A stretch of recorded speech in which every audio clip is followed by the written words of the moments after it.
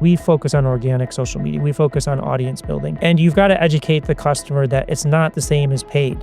If you want a direct ROI, I put in $1, I get $2 out, then go do paid advertising. So then people ask, well, why should I do organic versus paid? Well, paid's going to cap out.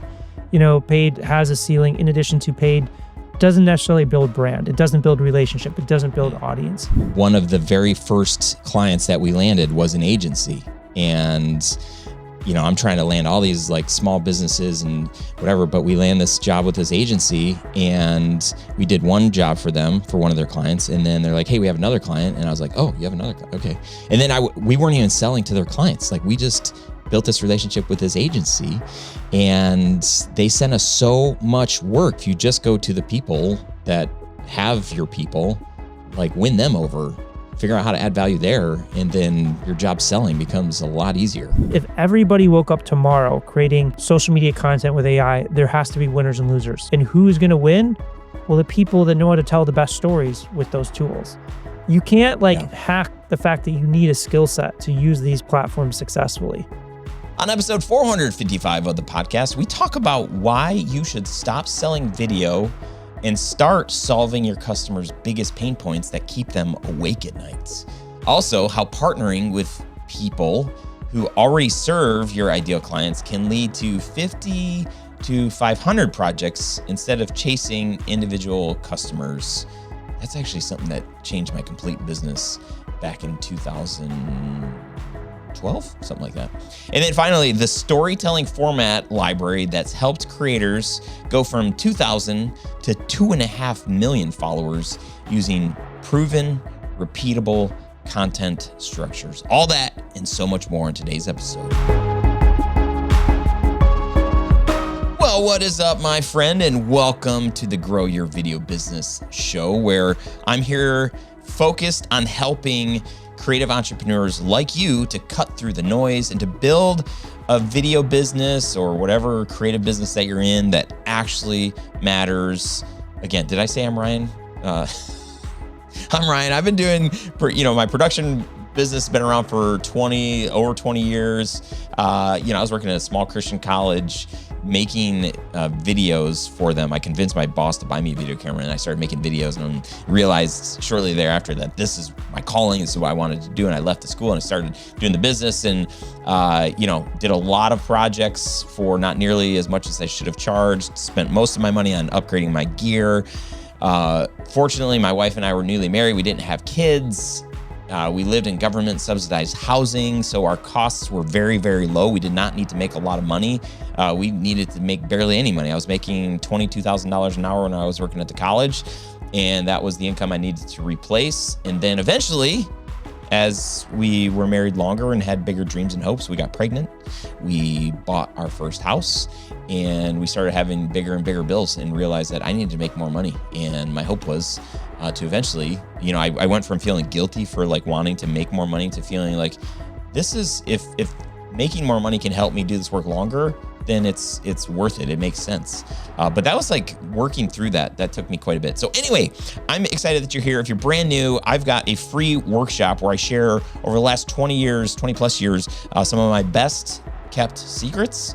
I share this stuff all the time, but I put it into a workshop for you to be able to learn faster, fail faster from my mistakes, and take some of my biggest takeaways of running a business that's hit 7 figures multiple times in its existence. And I want a lot more freedom in your life as you build this thing and do this work. And it's getting more and more challenging with lots and lots of things like AI and 4K smartphones and user-generated content, and just all of the things. But it can be done. It's being done. I'm in masterminds and lead coaching groups of lots and lots of filmmakers, video production business owners that are having success, building profitable businesses, going on vacation, experiencing the fullness of life. So if that's interesting to you, you can get access to this workshop by going to studiosherpas.com/workshop.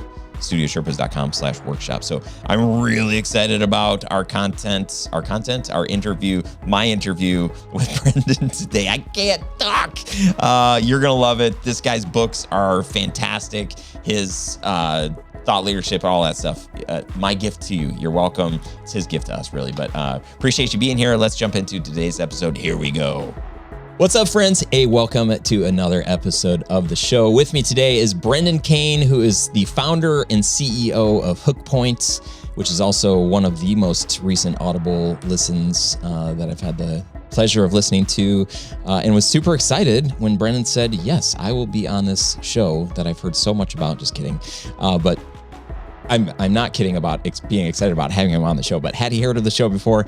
To be determined. Anyway, Brendan, thanks so much for being here, man. Yeah, it's a pleasure to connect with you, Ryan, and everybody that's tuning into this. Tell us a little, your story, the projects, the people, all the things that you've been able to be a part of, super duper impressive. So first off, just congrats on, building this career. Who knows, I'd be curious to know, like, if any of this was your intention when you set out, but to be in the kinds of rooms and to be able to do the kind of work that you're doing today, super duper cool. So hopefully you take time to just say, like, yeah, this is cool. Like I've gotten to do some pretty cool things.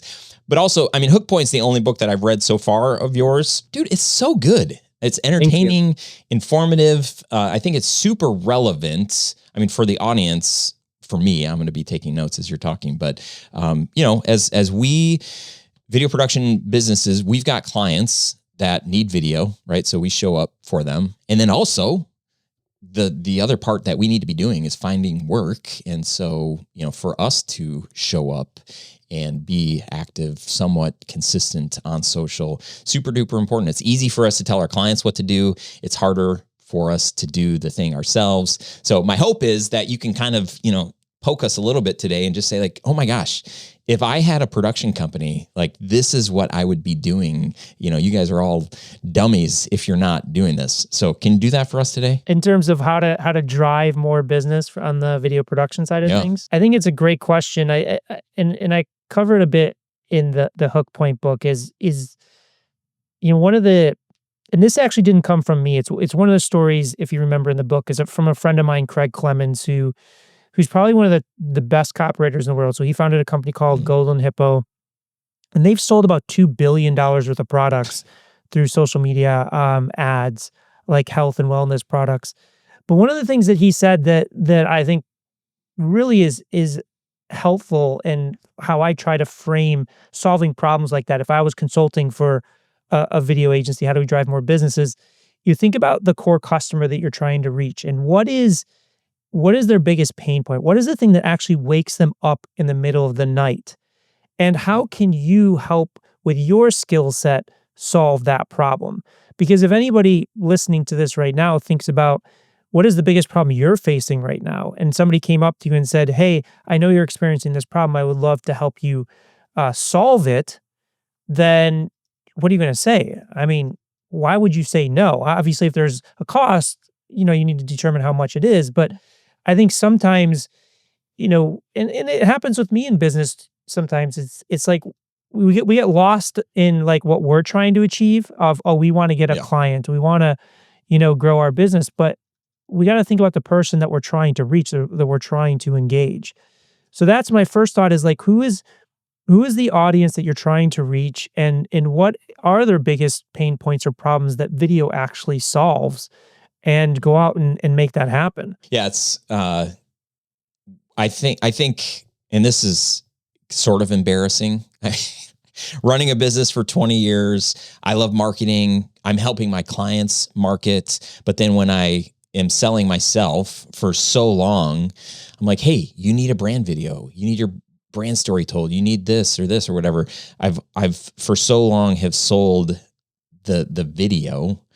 And just even in the last year, this is why it's so embarrassing. I'm just like, the same thing I tell my clients, people don't care about the thing that you do. It's like how you are going to help them, that problem that you're going to solve. Hey, this video, like, this can help me save time, or it's going to help me get more clients or get more leads or like make more money or whatever.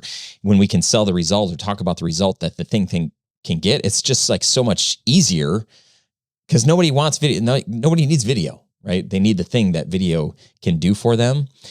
But then when we look at how we're marketing ourselves, it's like so jacked up. Or even to think about, as a filmmaker, we put our portfolio on our site, which is great. People can kind of see that work, but then for us to not even have remotely anything close to the kind of video that we're trying to share with a client that would be helpful for them, we don't have that ourselves. What the heck? Like, there's sort of mixed signals when it comes to, trying to pitch what we're doing. 100%. And the other way that I look at it that I've had a lot of success with is don't necessarily go direct to the customer, but who already reaches your customers at scale, and how can you create, a value exchange or a partnership in that direction. So you just think about, like, if you're trying to work with restaurants or e-commerce companies or whatever, niche you're focused on from a video agency perspective, is like, who's already dealing with them? Like, who's already servicing them? And go to them, because, like, if you close one of them, it could lead to 50 projects, 100 projects, 500 projects, and it's much quicker way to scale. Now, again, your communication with that person is like, what are their pain points? How can you help them solve pain points that can make their relationship with their customers more successful? Yeah, that was a game changer for me. The first 8 years of my career, we did these like high-end luxury weddings. Actually, we didn't do that. My very first wedding was like a $500, like whatever. We got to this place where we were doing these amazing weddings, and then we shifted to doing corporate video, and we didn't. It's been a journey to understand what can be most helpful for our clients. One of the very first clients that we landed was an agency, and I'm trying to land all these like small businesses and whatever, but we land this job with this agency, and we did one job for them for one of their clients, and then they're like, "Hey, we have another client," and I was like, "Oh, you have another client? Okay." And then we weren't even selling to their clients, like we just built this relationship with this agency, and they sent us so much work with all of their different, they had, 20 or 30 different clients. And so that idea that you just shared, I'm like, that's gold. And I don't know why it took me so long to realize that, oh yeah, if you just go to the people that have your people, like win them over, figure out how to add value there, and then your job selling becomes a lot easier. Well, it's because traditional, like when you think about traditional business advice or marketing advice, a lot of it, 90 to 95% of it is taught like, how do you go directly to your consumer or your core customer, and not necessarily strategic marketing, strategic ways of scaling growth, scaling client bases and things of that nature. Mm-hmm. I just had a meeting last week with a guy who has built a painting business. They do home exteriors, and he lives in the community. He does like these amazing short little funny Facebook ads. And I'm just like, dude, I ran into him at a concert that we were both at. I'm like, your ads are just so good. I'm like, let's grab lunch. So he came to the studio, we're chatting, and he's like, oh, I'm in this Facebook group, and I'm kind of like a moderator. There's like 300,000 painters that are all in this group. And I was like, dude, 300,000. And he just said, we got to talking. He's like, yeah, I've got a retainer with this video guy. I paid $2,000 and he comes out for half a day once a month, and we get these 4 videos, very simple. And I looked at him, I'm like, wow, those were like, we could actually be profitable. It's taken me a long time to realize that a $2,000 video can be profitable for our business, but realizing that efficiencies and all these different things. Like, so he's like, dude, figure out, pitch me, like, give me a couple of options. If we can work out some kind of affiliate thing, I've got access to 300,000 people. And if you've got a network of filmmakers that are around the country, you could save time, money by not having to travel all these places. If I make $200 or $300 for each one that we're able to sell together, I'm like, oh my gosh, I could retire. We haven't done one exterior painting video yet, but there's just like one small, such niche example of what is possible. Yeah, there's so many unique ways that you can scale revenue, scale your business. If you just think outside the box or look at kind of opportunities nobody's paying attention to, because like you said, I don't think anybody in your space is paying attention to, like, how do I get in front of 300,000 painters? I think I can make some money that way. Yeah. Well, when you reflect on your career and you just have this opportunity to see like, wow, these different opportunities, the Taylor Swift story is just like, it's a fun one. I mean, to have that in your back pocket, that's pretty cool. But for you, like, what would you say has like been a proud moment where you've just felt like, dude, this is pretty cool. It's funny that you started off the podcast the way that you did, because I think I get lost in the daily grind of doing it every Mm, day and kind yeah. of like, how do I improve and, Yeah. um, you know, improve my skill set, get better, grow. Uh, I mean, to me, I think it's more the success stories that we get in working with clients is seeing people really Yeah. break through, um, driving massive growth for their business, their brand, getting book deals, TV deals, things of that nature. And just when people randomly stop you on the street and just say, "Hey, your book really helped me in this way." Like we Yeah. had one like artist that reached out to me and he's like, "Yeah, I used all the information in your book, and I've got like 15 million followers." And I was like, wow, like sometimes you put this stuff out there, like you're like, Yeah. is this stuff really gonna work for them? Like it Yeah. works for Yeah. me. I know it works, but like, are people actually gonna sit down? More of it is like, are people actually gonna sit down and do the work? Because people think this stuff is Yeah. like simple and expected to be quick and stuff. And like, I don't give away, I don't hold anything back in any of my books. Like I give the full blueprints Yeah. to it. But Yep. those are the things that I like to see. I like to have impact. I think it's less Mhm. about kind of my personal achievements and kind of the achievements that I see people make with kind of the material and information that we put out there. Mhm. Yeah, I love that. That's well said. When you look at your skill set, like what would you say is like one of your superpowers? I would say definitely like looking at things in different ways that people don't often kind of perceive or see opportunities. I think just that creative Yeah. outside the box thinking it. And then I think the other thing is just taking really complex problems and simplifying them down. And I have to Mhm. do that because I'm not a rocket scientist. Like I need to kind of like Yeah. break it down to its core elements so I can understand it. But I think that's Yeah. also why I'm able to help a lot of people is and write books on the subject matter and help people scale their social media presence is because I just spend like years just trying to figure out the complexity of these larger problems of like how do you stand out in a world where you're competing against 5 billion people. Like Yeah. it's really challenging thing. So I would say that definitely the creative outside the box thinking, but I think more so probably the distilling down that complexity into simple, digestible, actionable insights and steps to take. Mhm.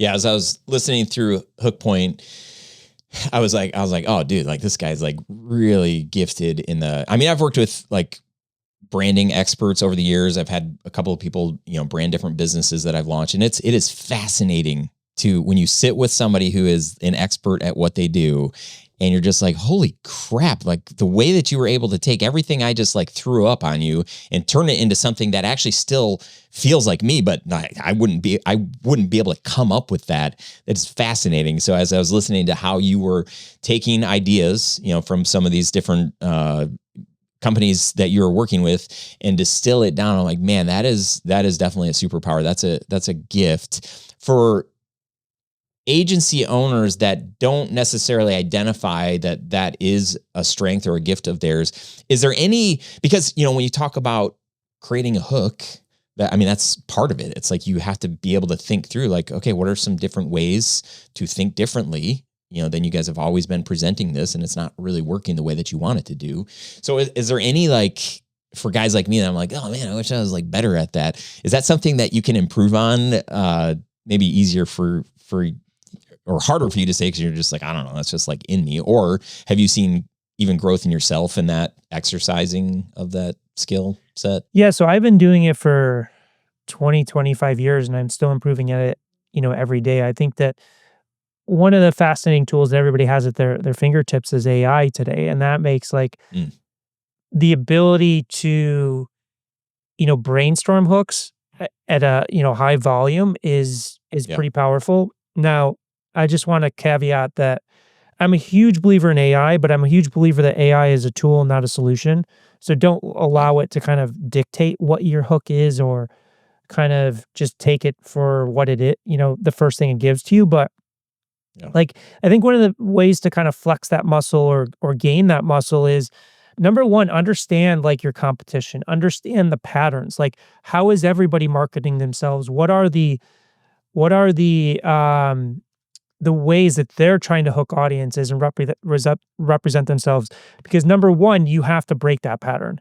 So like if Yeah, you're yeah, going to yeah. stand out, you have to stand out from the competition. So breaking that ultimate pattern. And like an easy, and again, a lot of coming up with great hooks is, or even like coming up with any type of great idea is like coming up with as many ideas as possible and then ranking them. Most people are just trying to come up with an idea and they come up with one and then you just run with it versus Mhm. like come up with the craziest ideas. Like you said, like I said, like make a list of all of the, the type of competitive messages you're fighting against that are reoccurring. And then just be like, you could even go into ChatGPT and be like, what are the most contrarian Yeah. elements of what they're saying? What's the complete Mhm. opposite? And just go to the Right. ends of the spectrum. And again, I'm not saying you have to kind of choose any of those, but it gives you some insights of like how to start thinking differently.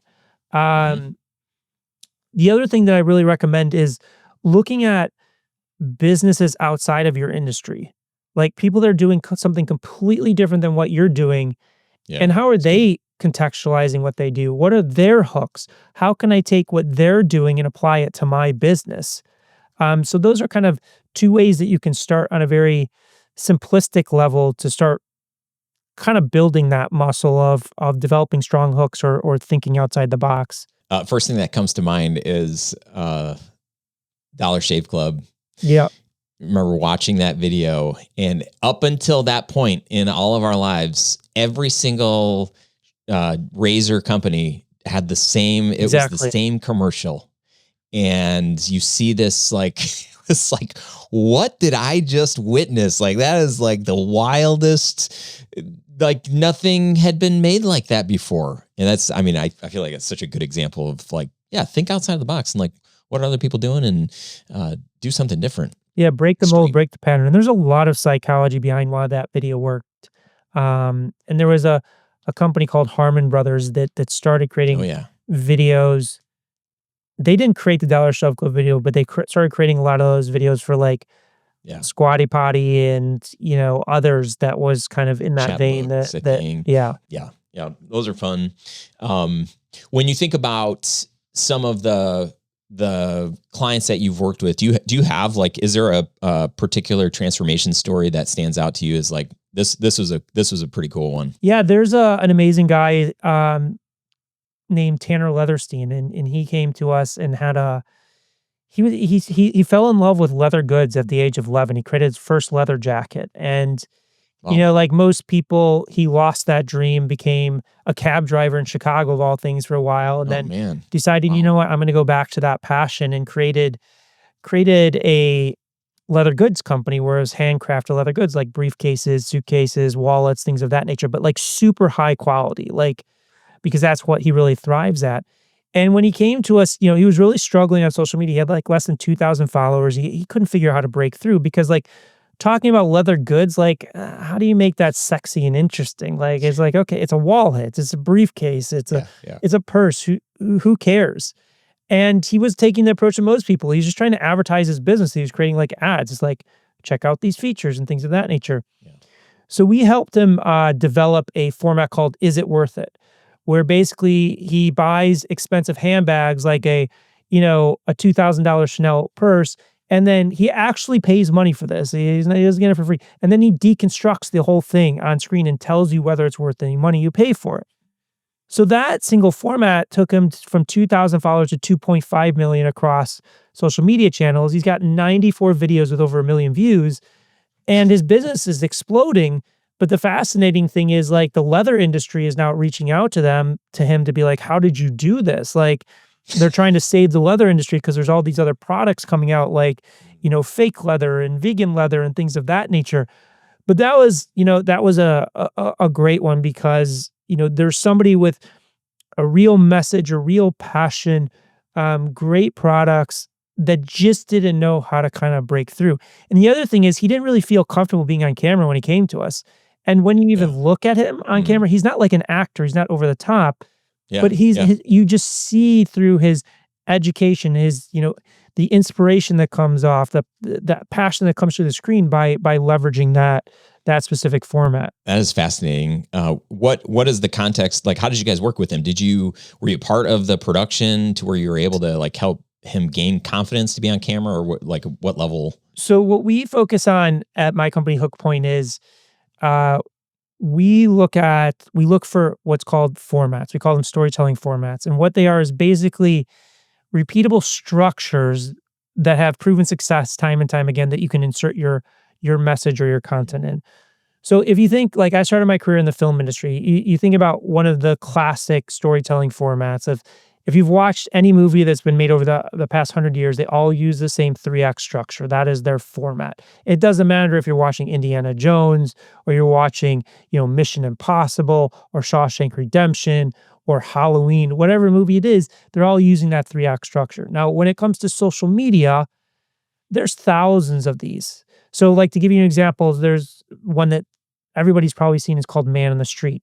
You approach a random stranger on the street and you interact with them. So it's like, a friend of ours that we've done some work with, Alex Stemp, is a professional photographer. He approaches random strangers on the street and offers them a professional photo shoot. He's amassed an audience of 20 million people doing that. There's an account called School of Hard Knocks where they approach successful people on the street and ask, how did you make your first $1 million? So it's a format that's used across every industry or sector. Another format is called Two Characters, One Light Bulb. And it's when the same person plays 2 different characters. So they play the expert and they play the novice, and they debunk a common misconception about an industry. So there's like Erica Kohlberg that is a lawyer. She breaks down the fine print of what happens, in warranties or contracts when your AirPods break, your flight gets canceled, things of that nature. And Mark Tilbury uses it for finance. So at Hook Point, we've spent close to 15,000 hours at this point researching these formats. We have a library of over 500. So when I say research, we take a format and we have a team of research. They spend about 15 to 20 hours analyzing all of the high performers, the ones that get millions of views using that format versus the low performers using that, so that we can really get a sense of like, what are the qualitative elements? What are the storytelling elements that drive performance when you use that format versus detract from it? So when we work with like Tanner or other clients, what we're doing is we're matching them with their ideal format based upon a lot of different variables. What resources do they have? What's their personality structure or type? What industry that they're in? All these factors to help them find their ideal format. And then again, we give them this blueprint of all the elements that contribute to success. So the things they need to focus on to execute at a high level, and all the things to avoid. So that's how we worked with Tanner and all of our clients, is matched them with that format. Is it worth it? And helped them break down like all of the key elements that it takes to execute on it. Dude, that's brilliant. I remember on that interview the one interview I saw with you and Christo, the MOS, the Man on the Street one came up, and he actually went out and tested it. Like, I saw him. I was like, he said, or he did what he said he was going to do. And I think, is it like Comic-Con or something like that? Yeah, I forget. I think it was some event, but it was interesting because his first stab of it, like his baseline performance was 5 times higher with the Man on the Street than what he was doing before. It was wild.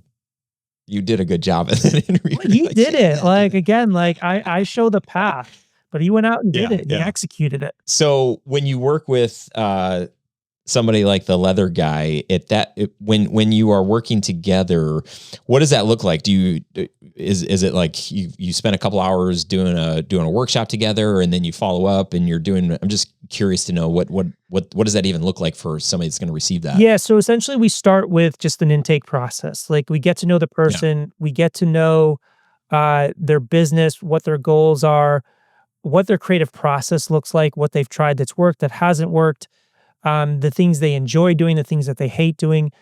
We have a communication model that we use that really dives into the nuances of how they perceive the world, how they communicate versus others. So we have them take a communication assessment.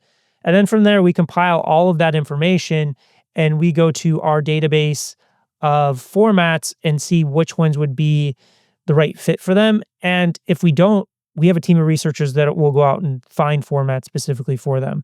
But then we go and we do a strategy session, and we present the formats and say, hey, this is what we found. What do you like? What don't you like?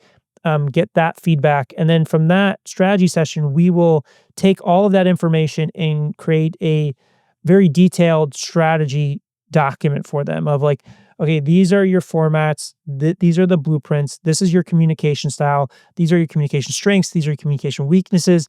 And here's the action plan that you're going to take. And then, depending on the, the level of engagement we do is they go off and execute, and then they come back and they're like, okay, this is what I did. And we analyze the content. It's like, this is what's working. This is not what's working, so that they can kind of build that, that insight level, build that muscle to really identify how to scale this at the highest level. That's really cool. Yeah. I'm very, very interested in all that. That's cool. If let's just say you start a video agency today, like what are you going to do? Like what based on your personality, or, if you've got like one or two people, you're like, I want to bring these people in on this. What do you think the formats would be, or how would you start building out your social and start trying to make connections to get biz? Well, I think it depends. Like when you say video agency, can we put some guardrails or suggestions on the type of video agency? Because I think there's different ways to kind of tackle, like, are they doing it for small businesses or weddings or for social media creators? What do you think that looks like?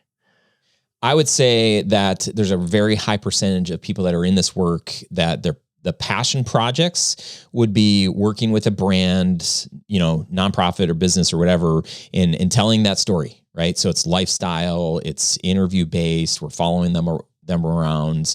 And so we might put together a 2 to 7 minute cut of their story that obviously could be cut down into smaller pieces for social.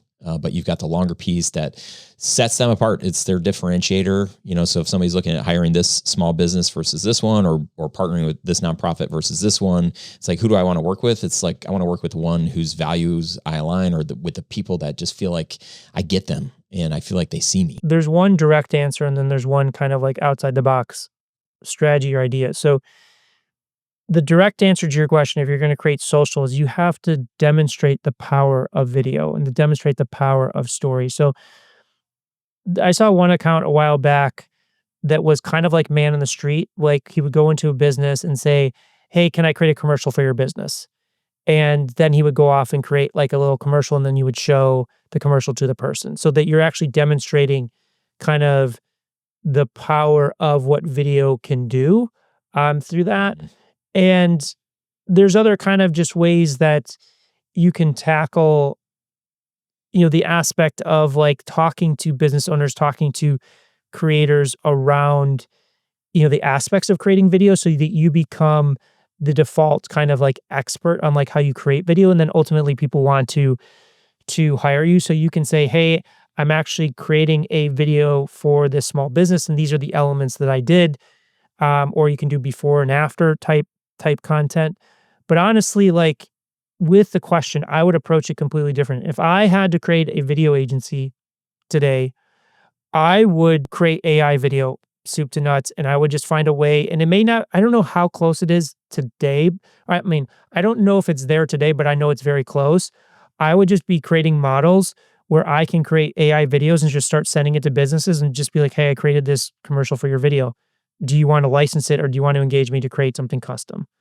Because then that is like, it's the scalability of that is massive if you build the right infrastructure for it. And I don't think we're that far off if we're not there today. Yeah. It is wild. So I will say, and this is where I want to stress that AI is a tool, not a solution, because some people like yourself, I'm not saying you, but like people who have video agency businesses might be like, oh, well that's not really true video. And I just want to stress, like, people that have experience, years of creating video, they're going to be far better at it using AI than people that are just novices, because with AI, you need to know how to prompt it, but more importantly, you need to know how to analyze it on the back end to determine, is this any good? What revisions need to be made. And then when you're creating your own model, you can start dialing in your tone, your style, your story beats, how you approach it. So I just want to stress that it's like when I give that recommendation, I'm not giving it to say, oh, anybody that's never created a video agency before can just spin up and compete from a quality standpoint from people that have been doing it for years or decades. Like I'm talking Yeah. specifically like to people that are doing video, have been doing video for a while, like leverage that expertise, leverage that skill set to scale your impact, to scale your ability to create content for others. hmm Yeah, that's really good.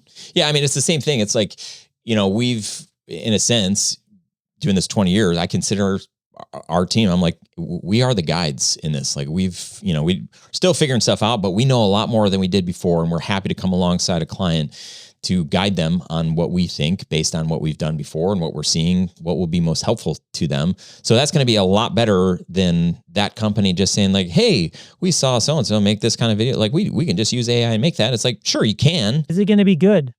If it doesn't Right. work, how are you going to know why it didn't work? If it does work, how are you going to know? Right. It's the same thing in our business is like, people are like, oh yeah, I'm just going to use AI to create a viral script. And I was like, good luck with that. Like, again, it's like, if you don't understand the output of it, like Right. like the analogy I use is if everybody woke up tomorrow creating social media content with AI, there has to be winners and losers.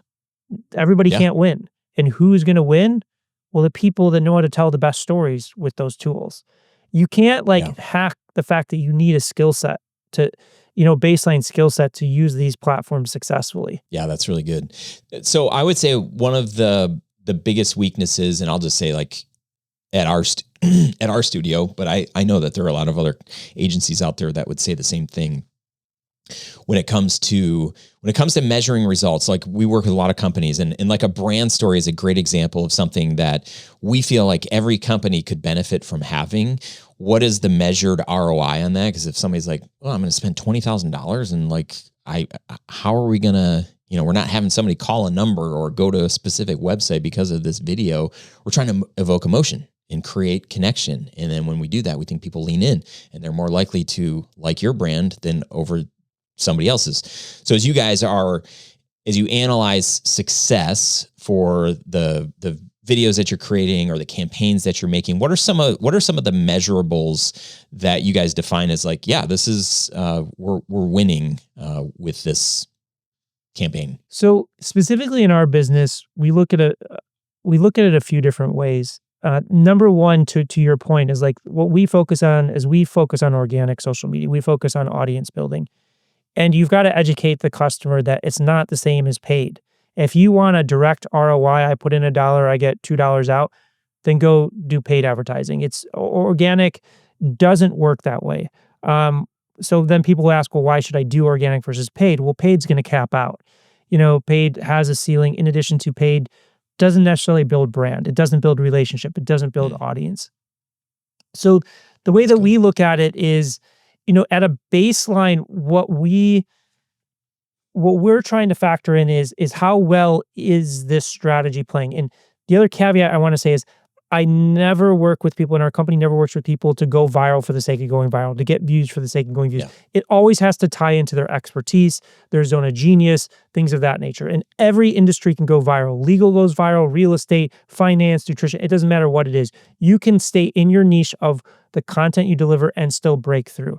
So that's number one. Number two is what we're really looking at is what is your hit rate? What is your success rate of breaking through? And we look at the number of views that you're getting, organic views, because what that will allow us to determine is, are you telling a good enough story that is holding people's attention long enough that's triggering the algorithm to seed it to millions of people? So the algorithms, are very complex, but they're very simple at the same time. They're designed to do one thing. And no, it's not to suppress your reach on purpose to get you to boost posts. It's not, because then you would just have the biggest companies with the biggest budgets just beating everybody in organic, and there would be no such thing as like a Mr. Beast out there. They're designed to do one thing and one thing only: keep people on the platform longer so they can serve more ads. That's how they generate profit. And they generate profit from the multi-billion-dollar corporations spending billions of dollars just on ads, not boosting posts like the common person. So Yeah. because of that, the algorithms are just looking for which videos, which content creators are getting people to stop the scroll and watching a lot of their content, which means that they are actually connecting with audiences, that they're telling a compelling story. So when we see that consistent breakthrough of generating a significant amount of views within your subject matter, talking about your expertise, we're seeing that people care.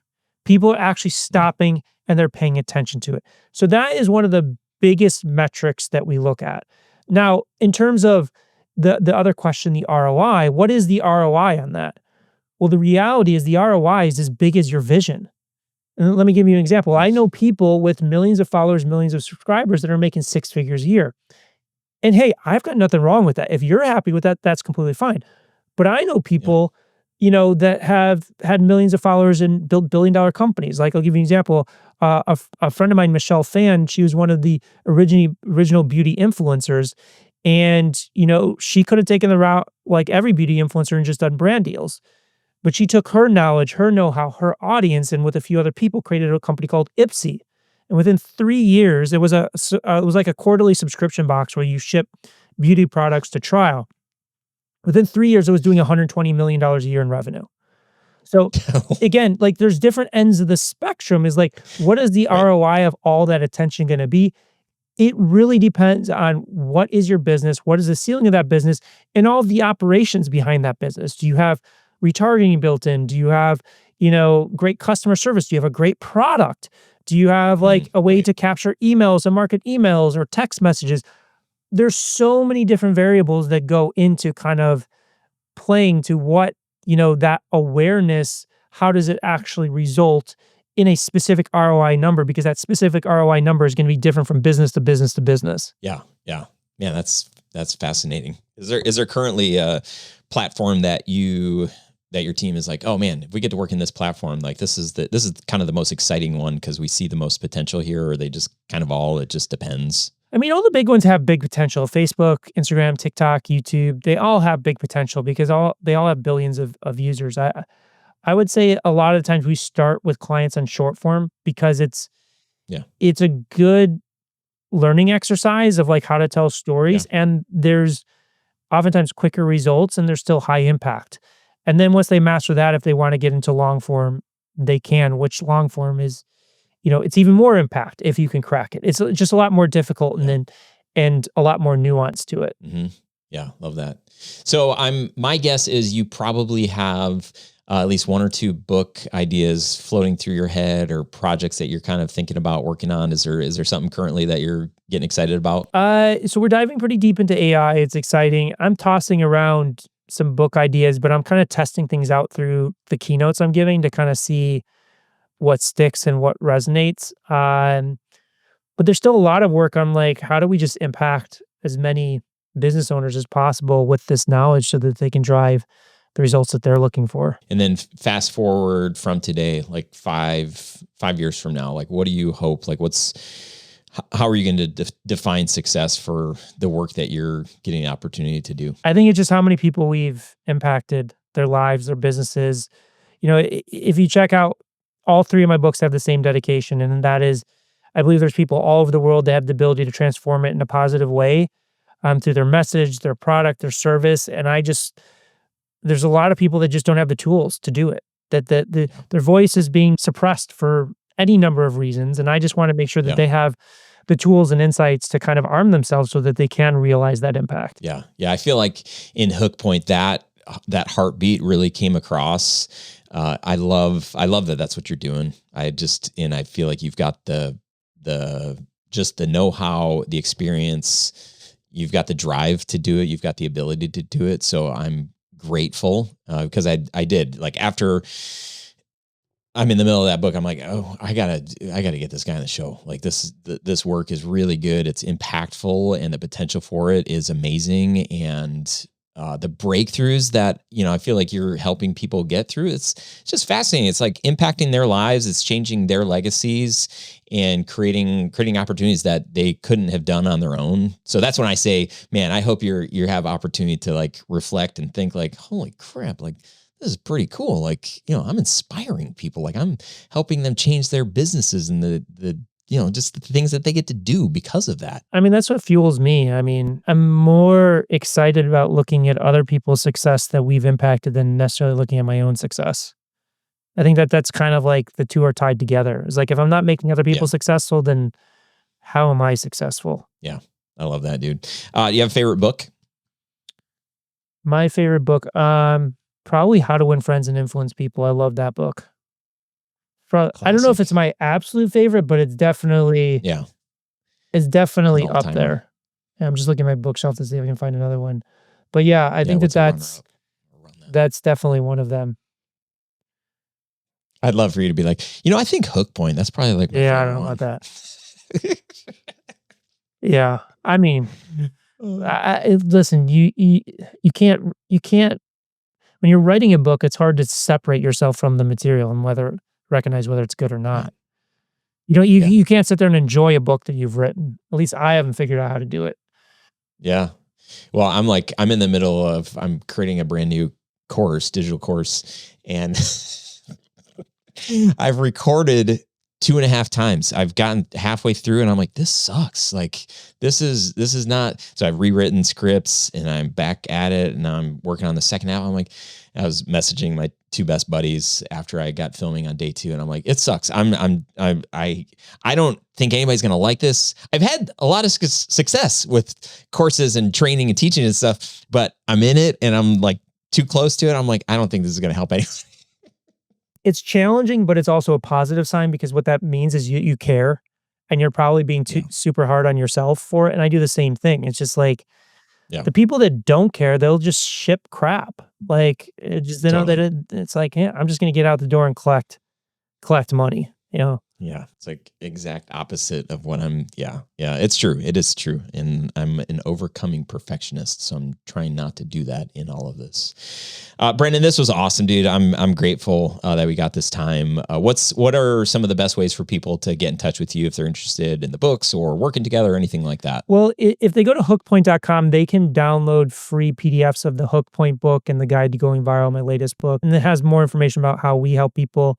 But if they want to kind of dive in further, obviously you can get the books on Amazon and pay, but if you like the Kindle or PDF version, just go to hookpoint.com and get a free one. You can check out content on my Instagram, YouTube, LinkedIn. Release content there weekly where we do deep dives, and I respond to DMs too. So you can message me there as well. Awesome. This is great. How do you want to leave us today? It's a great question. We covered so much ground. I think like the one thing we haven't covered is just make sure that you're enjoying what you're doing. Like that's the big thing. And that's one of the things I talk about with social media and in the way that we help people. We do so much research and identify so many formats. I never want somebody to be doing something that doesn't feel authentic to them, that they don't enjoy that process. So just know there's so many different ways to succeed in growing your business. If a certain way just doesn't feel right to you, it doesn't feel authentic, just try a different way. I love that. Super good. Great way to end.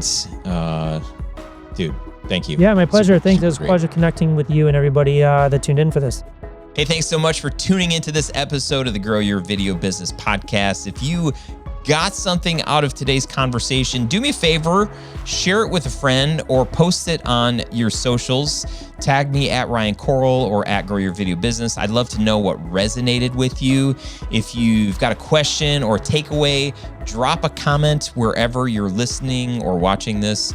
You can also shoot me a message. I read every single one. And hey, if you haven't already, make sure to subscribe so you don't miss the next episode. We've got more stories, strategies, and behind the scenes insights coming your way to help you build a business that you love. Keep creating, keep sharing your story, and keep showing up. I'm cheering you on. Thanks for watching. Thanks for listening. See you next time.